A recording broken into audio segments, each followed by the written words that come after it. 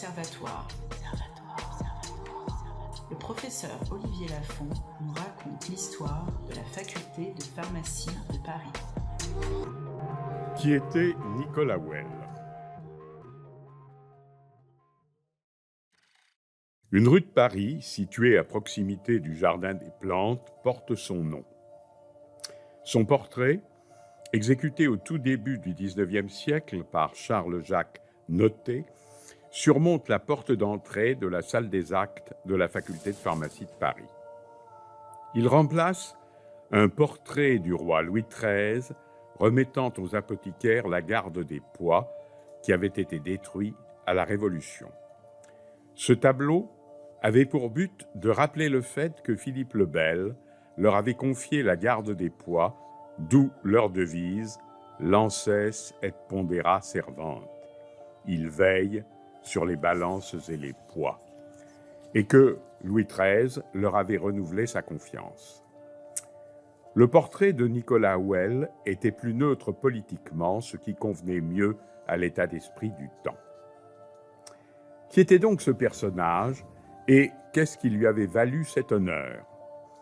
Nicolas Well était un apothicaire parisien du XVIe siècle qui avait publié plusieurs ouvrages scientifiques, aussi bien en latin, comme Pharmaceutices Libri Duo, qu'en français, comme le traité de la Thériaque et Mithridat, un traité de la peste et bien d'autres.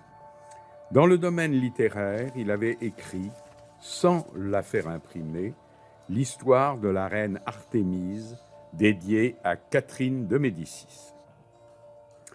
C'était un riche philanthrope qui avait fondé rue de l'Oursine, sous le règne d'Henri III, une institution caritative, la Maison de la Charité chrétienne.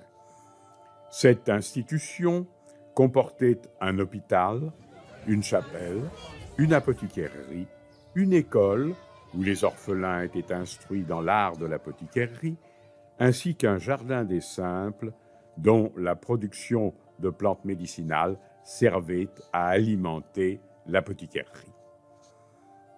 À l'époque, la Bièvre n'avait pas encore été canalisée et cette modeste rivière parisienne était sujette à de fréquentes crues.